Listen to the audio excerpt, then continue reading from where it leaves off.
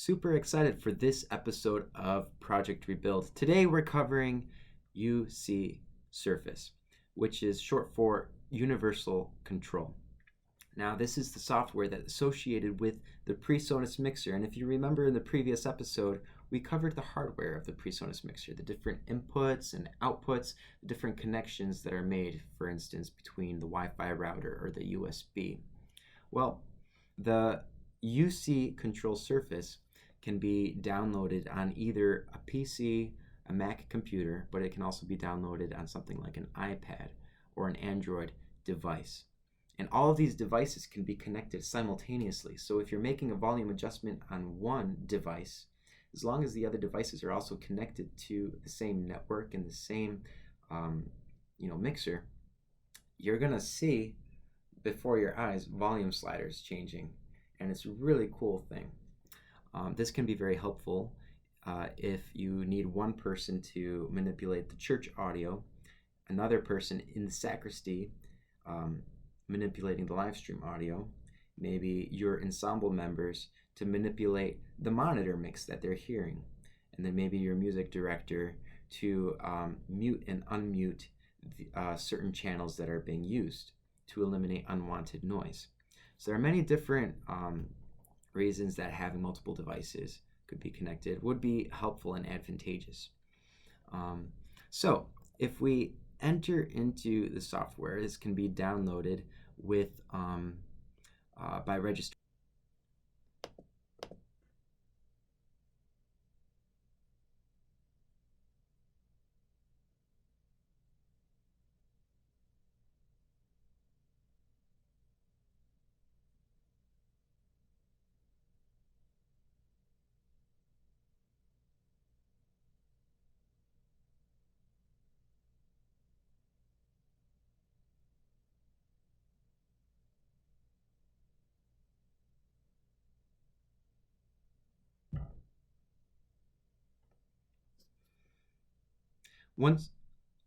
All right, now we're connected. So you'll see that it says no internet secured, and yet we are still connected to it. So we're just not receiving data through it.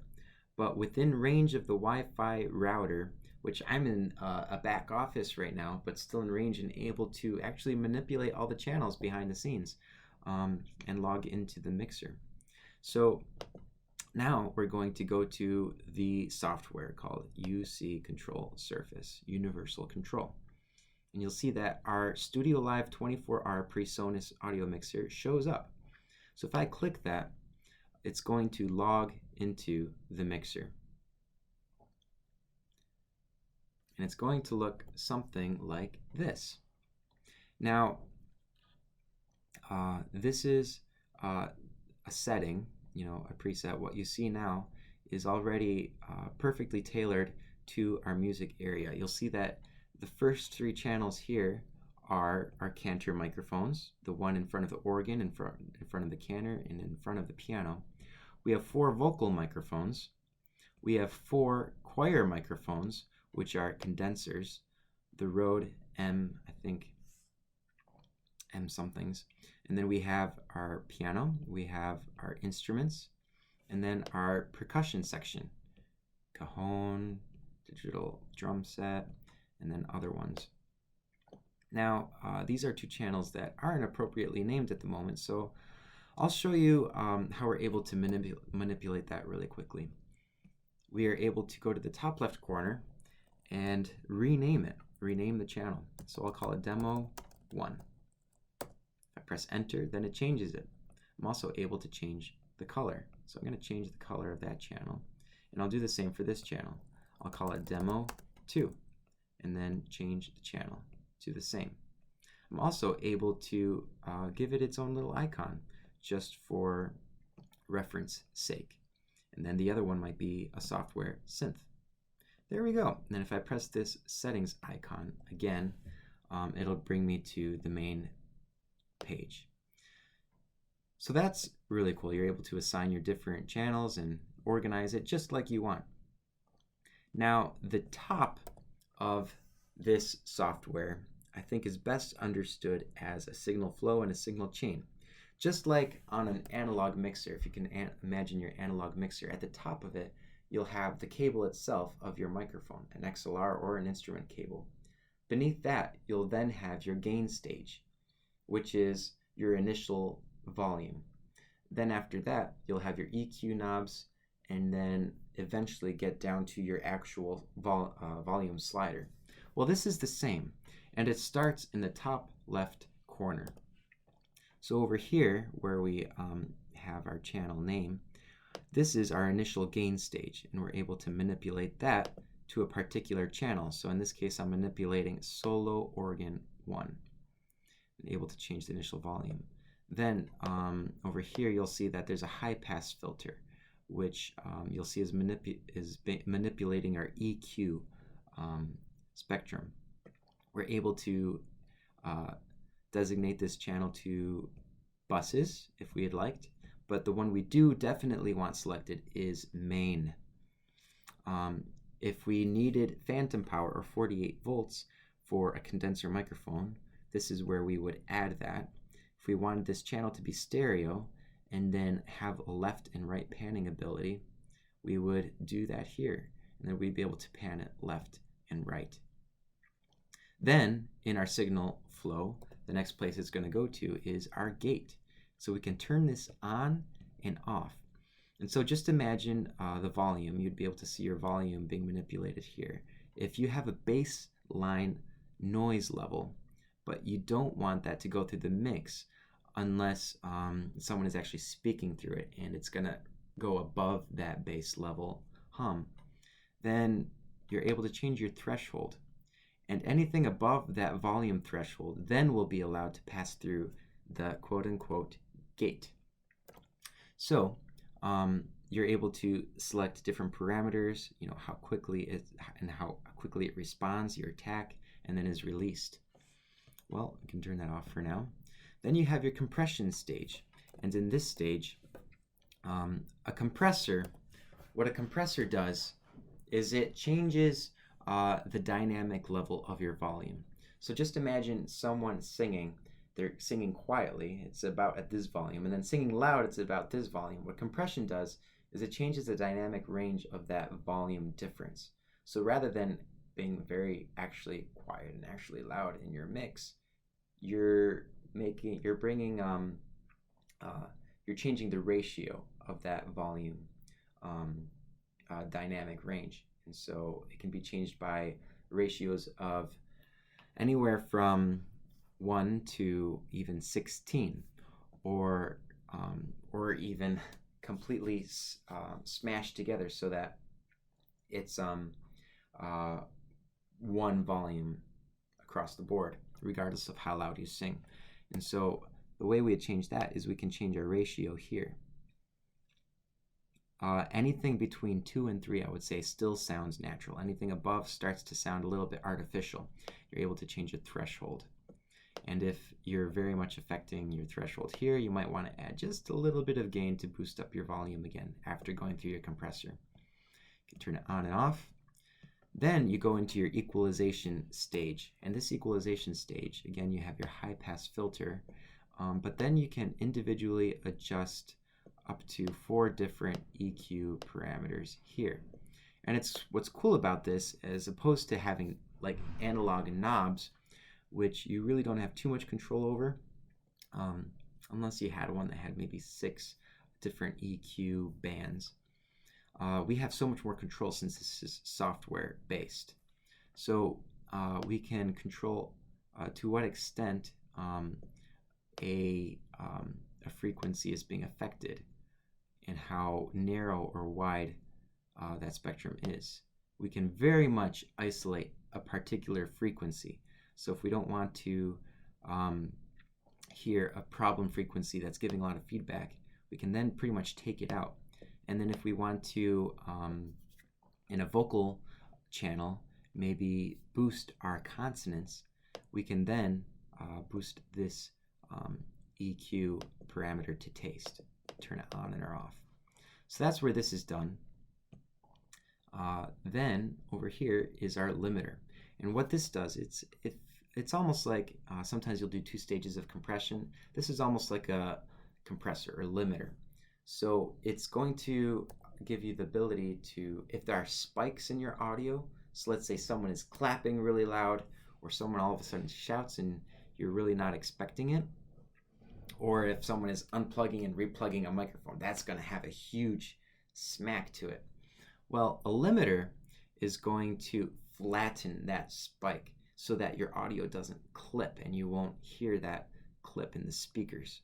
So that can be super helpful. You really don't want this to be engaged except in those circumstances. So you don't want it to be affecting that channel unless it is going to be giving a clip or something. And so that's what a limiter does, and you can turn that on or off. Then in this section on the bottom, we have not only our input channels, but then we have towards the end, we have our effects. So you'll see that effects A, B, C, and D can be adjusted. Now some of these channels really I haven't needed to use. And then again, some of these channels are irrelevant. In our particular mixer that we're looking at and logged into now, channels 25 through 32 just don't exist. We don't have that many inputs, but they still show up here. And so that's why they're grayed out and not really being affected. The next place we can be attentive to is over here on the right side. You'll see that right now we're looking at our main mix. Now the main mix, in relationship to all these other mixes, which are independent, the main mix affects them all. So if we are adjusting the volume of solo 3 piano, this particular channel, and bring it down, it's going to bring down the volume of all of the other independent mixes as well. And so what you want this mix to be is everything set to a perfect 0.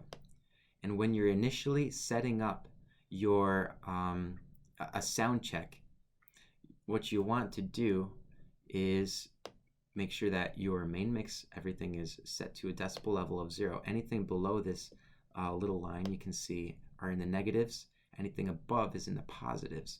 So we want it to be at 0. We're looking at this number over here.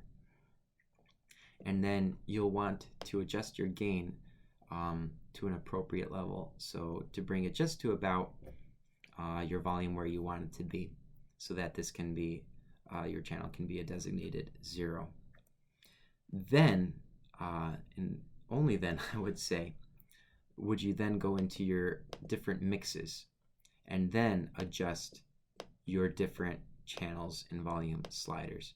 So in your church, you might need to bring your choir microphones down in volume just because they are condenser microphones and will easily have feedback. But then in your live stream, you can have them a lot louder just because you're not dealing with that feedback, since it's a closed system, internal system that's not really being heard in the church and doesn't have speaker and microphone relationship. So it's really cool to be able to have independent mixes. Then your vocal monitor.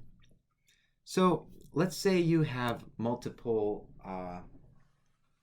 devices connected. You have one iPad for your church mix, which will be different than the mix of your live stream. You might want to have your sacristan have another iPad or a connected computer adjusting that particular mix. Then you might have another iPad device connected, specifically facilitating your music area. So if you have your vocalist and you want them to be able to adjust a vocal monitor, then you can bring up the channels they need to hear, enough to stay in sync with each other, and then give them enough, just enough instruments to be able to stay percussively in sync and tonally in tune. And so all that can be adjusted exactly what they're hearing. They won't need to hear maybe the piano, or they won't need to hear all of your choir going through that monitor. And so you're able to select that individually. And then your music director can have another device controlling the mixer as well, and maybe be muting and unmuting specific channels that are being used and not used during a specific liturgy or event. So at one time you might want your choir microphones to be unmuted, and at another time muted again, maybe during the homily, so that they're not giving feedback. You can have multiple devices connected at the same time, controlling the different mixes. Your church mix, your live stream mix, your vocal monitors, and other ones, so on and so forth, as desired. These can be, mixes can be, you'll see that on the right side, you're able to see, I suppose, the master slider for a particular mix, and able to adjust the volume of that and mute and unmute it. You're able on the top left corner to rename it. You can call it Demo Church. We're able to rename it. You'll see that this is now different. We're able to unlink or make it mono as opposed to stereo, and all of a sudden we have two channels as opposed to one single stereo output.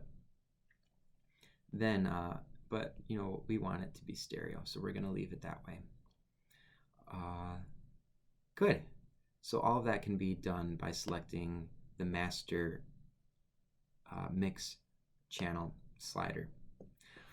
In this section on the left, we have our mix tab, then we have groups tab. And what this groups tab does is it isolates certain channels. So if I press solo, it would show just a particular grouping.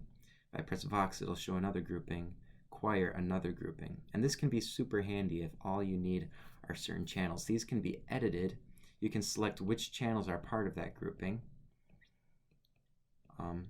And then you can also change what that grouping is called. Demonstration 1. And I can press done. And now when I select this, it includes those particular channels.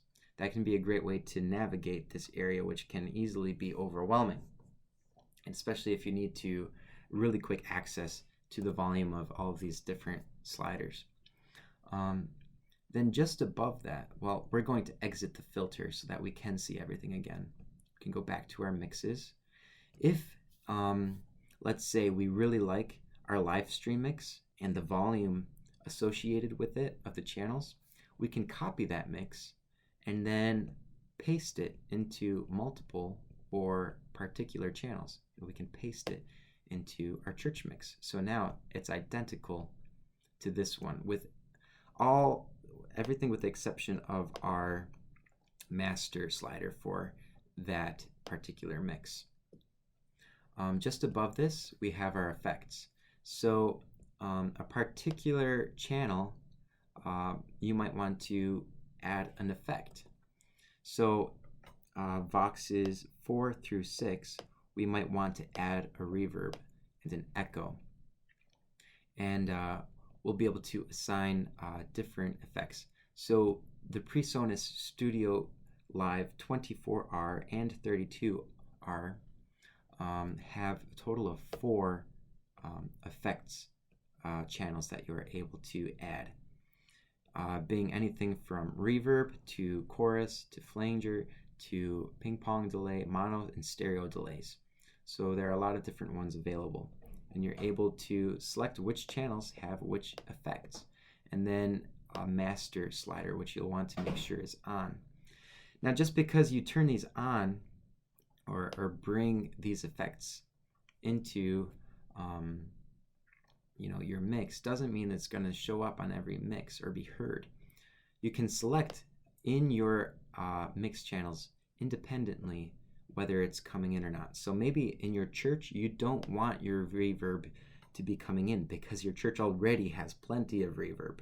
Well, then you wouldn't want effects A to be brought in, but maybe you want effects B to be brought in, so you can bring that in to taste in the church, and then you can manipulate your live stream independently, and you'll see those are different. Now, the place where we select the different effects is over here on the top right side. We're able to select effects A, B, C, and D, and change what those effects are. So here we might want a mono delay, here we might want a stereo delay, and the last one we might want a chorus. And then you have individual parameters for all of those effects. So that's where that's found. Now, another super powerful component of the Pre-Sonus mixers is presets. So the ability to save the settings of a particular mass, but not only a particular mass. There are two types of presets we're dealing with. Events, and recalling the settings of a particular ensemble or choir, or even something like a Holy Week Mass, something which is bigger. There are those types of settings, but then there are individual channel settings. So if you have a particular EQ setting that you really like for your choir microphones, and you don't want to just apply it to one channel, but to multiple channels identically, well, then where you're going to go is over here to the right side and press this little button.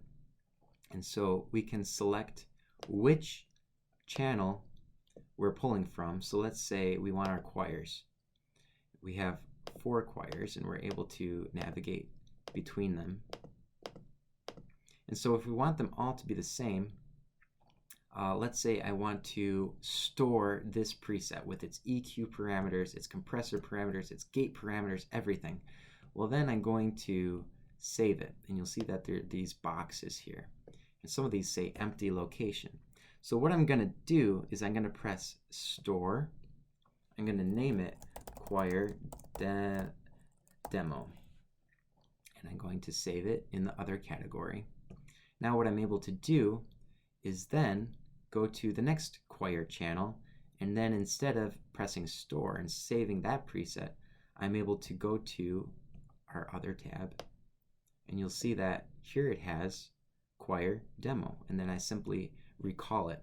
So that is one of the super powerful things of presets in Presonus. We're able to do the same for the next one, recall the exact same preset, and then press recall, and there it is. It's recalled with all of those associated presets. And you'll see here I have logged in multiple different presets. I have one for our vox, our vocals. I have one for a glockenspiel, a flute, kids choir, trombone, bass, choir, and I'm able to associate these and pull them up, recall them up on different channels. So that's definitely a strength of the Presonus. You have the option of saving these presets on your mixer, but then also saving them on your control device, on an iPad or a computer. It's another way of kind of backing it up. Now if I deselect that preset button on the right side, the other type of preset that you'll be using is pressing that button over here. What that's going to bring us into, this is more like your organ. So just imagine an organ where you have maybe a key that will have memory A, and then a key that will, if you twist it, will go to memory B, or you might be able to select it on a digital panel. Well, this is very similar. So over here, I have one that's a grouping, which is for myself under Michael, and then under that grouping, I have multiple ensembles that I'm responsible for. Fog, When My Home, Day 7, a funeral setting that I'll use when I play for funerals, and then other settings as well. Then there's another one for our other music director, and she has multiple ensembles or choirs under her grouping. And then we have St. Greg's Church, which over here I have some things like certain masses like Holy Week or the Eucharistic Conference, Fiat. And then all you need to do is select that preset, press recall, and boom. There you go. In a matter of seconds, it's going to recall that grouping or that preset. If You just give it a second, boom, boom, boom, boom. There it is, fiat. You can see. So now if I go back, you'll see that this is a little bit different. Over here, there are different names associated with the different channels. And so that's really one of the powerful benefits of using the Presonus mixer. And let's say you have an ensemble that comes in and ministers once every month. You're able to recall their settings, and as long as they're consistent in which microphones they're using and how they play, then you're able to recall their settings, and every single time, instead of starting from scratch, you're able to fine-tune. And so every single time, they really get better. And in the system, they just sound better. And you're able to, stand in the back of the church as a sound tech, and then, continue to fine-tune your EQ adjustments, your EQ slotting, get your compressors just right, make it sound as crystal clear as possible and as beautiful as possible in your speaker system. So that's one of the strengths of being able to use these presets. Now, if you have an SD card slot, you'll remember that we took a look on the hardware of the Presonus unit. There's an SD card slot, and if you wanted to record it, you plug in an SD card. You'll see that there's a little button that will appear on the right side, and then on this right side, if you pressed it, you'd be able to type in the name of the session, the ensemble playing, the date it's played, and then which mix you're recording with. So whether that's the church, whether it's the live stream, or whether it's a vocal monitor, you're able to select all of that. The SD card slot is only able to record a stereo audio. It doesn't record the individual channels, all 24 in this case. But this can be accessed even from your iPad. You just hit the record button wherever you're standing in church, as long as you're within range of the Wi-Fi router. You're able to hit the record button, and all of a sudden you have a recording of your music ensemble or choir. In the top right corner, you'll see that there is a settings button. And if we press it, it's going to bring us to a whole panel. And we'll just go through the important pieces here. So on the top left tab under settings, we have device permissions. You're able to set up multiple devices, let's say multiple different iPads with different accessibility permissions. So maybe you don't want them to have access to the front of the house, which means that has access to all of the channels or audio mixes. Maybe you just want it to have access to aux 3 and 4, which is the live stream. Well, you can assign that. You could change the access code so it's like a password specifically for that device if you don't want someone to log into it who isn't supposed to be there. Ours is super simple at the moment. It's all the same regardless of which device, and we give everyone access. You can also assign what they are able to manipulate, whether it's the name, the EQ on dynamics. Maybe you don't want them to be able to change the EQ, or whether it's the DCA groupings or the mute groups, or the scenes. Maybe you don't want them to be able to change all of that just for safety's sake. Well, all of that can be assigned here. The next place that will be important is over here. These, in our device mode, you'll see our different views. So right now we're currently in mixer, so if we exit out of the settings, we're going to see this again. But if we press FAT channel, then what it's going to show is a single channel on the left side.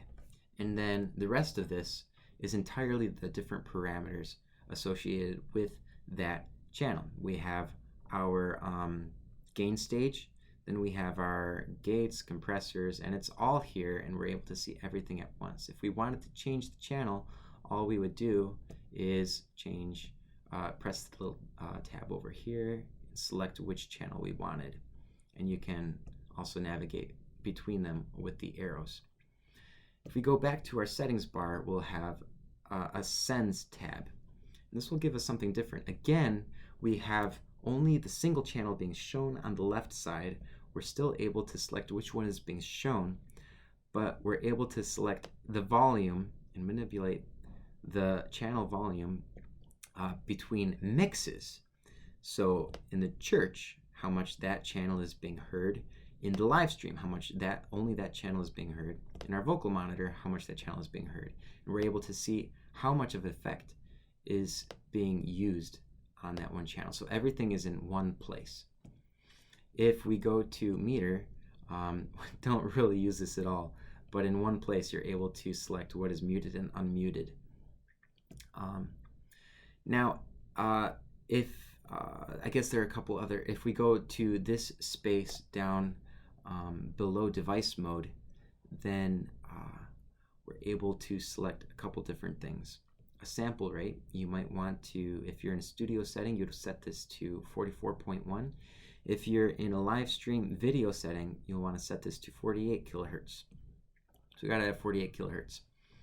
What might be helpful here is using a global mute link. You'll want to set this to global as opposed to unlinked. So if you mute a particular channel in a particular mix, the difference being here is if you mute a channel, it's going to mute it in all of the mixes. If you use global link as opposed to unlinked. If you use unlinked, then you won't. Then muting a channel in one mix isn't also going to mute the channel in another mix. So that gets messy. So I really recommend global mute link, unless you have a whole team and host of people really maintaining the system. Just use this one. Then you have your phone's monitor. So you're able to select, remember that headphone jack that's on your Presonus unit? Well, you're able to select which mix you're listening to. So mix 1 in this case would be the church. Mix 3 would also have mix 4, which is the live stream, and you're able to select exactly what you're hearing. Then further to the right side, auto DCA groups. That's a little bit, don't need to go into that at the moment. Then there's colorizing channels, which is just colorizing the not over here, but that's colorizing these channels. You can see making some of these green, blue. It's just for organization purposes. We can change our color scheme from light to dark. And then, so those are the different pieces over here. Then in the top tabs, we have networking. So if you're connecting multiple Pre-Sonuses together and you want them to communicate with each other and work together and build up multiple channels rather than just 24, but maybe you have 24 plus 24 plus 24. Well, this is where you would set up those connections and make sure that the IP addresses are communicating with each other. Backup, you have plugins, user profiles if you wanted to have multiple users, and right now we just have one user and everyone is under the same. Then you have digital patching. So if you begin doing something like more of a studio setting, or essentially turning your church into a studio and recording via a USB interface using the Presonus unit as a USB interface, this is where you would assign the USB channels to the input channels of your mixer. So if we go to USB sends, this is where this would be done. You'll see that on the top tab we have our analog inputs in the mixer, the cables that are physically inputted into the mixer. And on the left we have our USB channels. So this is what would be being sent to the computer. Now if all you're trying to do is get the overall mix of your mixer and then have that go into your live streaming workhorse computer. So pretty much using your entire mixer as a USB interface, and then going into the OBS software, and then into your online platform like YouTube or Twitch or something like that, then the only channels you really need are USB 1 and 2. And you won't want to assign analog inputs 1 and 2 to that. What you'll want to do is assign mix 3 and 4 to that, which is your overall mix of your live stream. I mean, mixes 3 and 4 are our live stream mix. If we selected 1 and 2, then it would be our church mix. But in this case, we want our live stream mix to go there. And so you want to make sure that is assigned to channels USB 1 and USB 2. And then after that, you assign USB 3 on to channels 1 through 24. So that's what's going on there. Now, the scenario where USB channels 3 through 26 would become relevant is if you're using a DAW software, a digital audio workspace, which is for recording purposes and post-processing.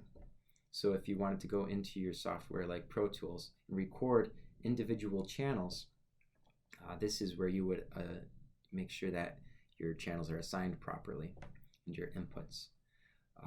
Then you'd go in your software like Pro Tools or Studio One or something with Cubase. Then you're able to select the individual channels, and it's amazing to be able to choose from a host of channels anywhere between 1 through, let's see how many USB channels there are here, 64. So you really can choose from a host of USB channels exactly what you want to hear. Yes. Similarly, along the same lines is recording on an SD card is one thing, and that's going to show up on the right side here. But if you have a computer that's plugged in via USB into your mixer, you're also able to, through a different software, so we're going to pull it up here on the bottom, it's called Capture. And what that does is if you have an SD card plugged into your mixer, it's going to recognize it. If you have a USB cable plugged into your computer, then it's also going to recognize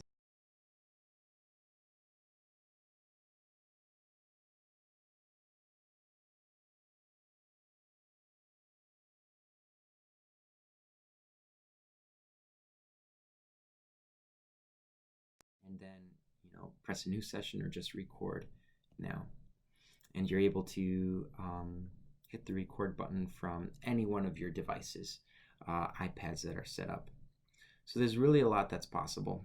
And it's really a very, very cool software, and it's its own little universe. At first it can be very daunting, and setup might take more than just a week or two to do successfully. You'll probably find yourself tweaking and completely revamping your settings over the course of a few months, until finally you're able to accommodate your different mixes and your different needs, like your church mix, your live stream, your monitors, and then maybe even adding additional snakes in your music area and different channels. So development can take a little while, but it's a super cool thing, and if you have multiple music directors, teach them how to use this software, because then they'll be able to make some of these adjustments themselves. It's really empowering to be able to adjust all of these different parameters, and really not just have a simple volume slider up and down, but be able to really pull out the music and the tonality of the different channels and the audio inputs that are coming into your mixer. It's really cool to be able to make, I guess this is more of a studio aspect, but to make your music sound beautiful and crystal clear, and depending on the space or the digital platform, make a mix appropriate to it. So I would say for all intents and purposes, that was hopefully a good introduction to Presonus. So there are other softwares and other mixers out there, but Presonus was something that was new for me. I hadn't heard of it a year ago, but began to look into it only last fall, so probably 5 months ago, maybe 6 months ago.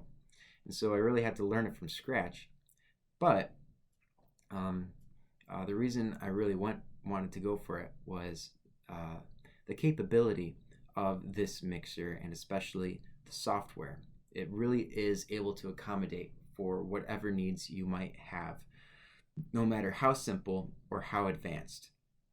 Because eventually there are some things which we haven't even been able to take advantage of here. But in the future would be really, really cool. For example,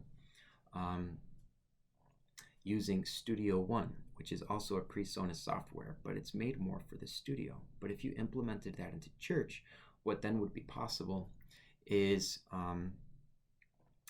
using it as a USB interface, having your individual channels lined up in a software, adding not the mixer's effects, but adding the computer's, your DAWs, your software effects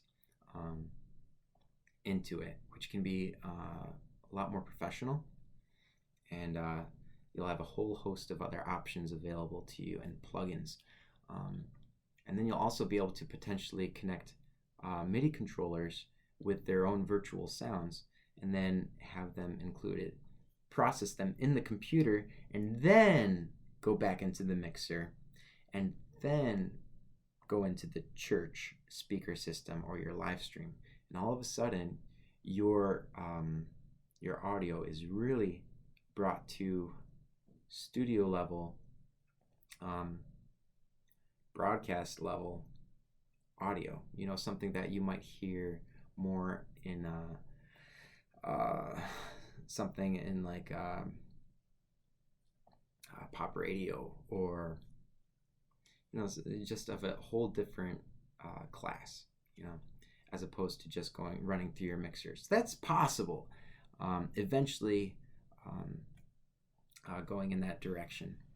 But if you find yourself just a simple in a simple situation where all you want is to process your individual channels and be able to have different presets, this is capable of that. And even for that simple scenario, is very, very economical. Very, very much so. Very much an advantage to your church, no matter where you find yourself. So as far as I can think of, I think that's everything that I wanted to cover with Presonus. There are multiple tutorials that you can look to if you're looking for detailed information, but a lot of the principles will be the same. I think just looking at the layout was super important, and just becoming, in broad sense, acquainted with the software, the different parts and the different areas, what we're manipulating. I think maybe the one area I forgot is the mute groups. Ooh, mute groups are super cool. So if we go back to the software and then we log into it, there's a little hidden tab over here. And if we press mute groups, you'll see that if we hit this button, then this mute group will turn on and off. And these are assignable. There's also a mute all function. And if I wanted to create a custom mute group, what I would do is I'd press rename and press demonstration, or type demonstration, and then hit rename. And if I wanted only these channels to be part of that mute group, what I then press is save and then select that demonstration. And now, whenever I click that, it will be, it'll toggle between those mute buttons. So I think, now I think we covered it all. So I really hope that this has been a good introduction to the software, and if you have any questions, feel free to leave it in the comments. And this episode on UC Control Surface, the software dimension of the Presonus audio mixer, I think is just about complete. Check.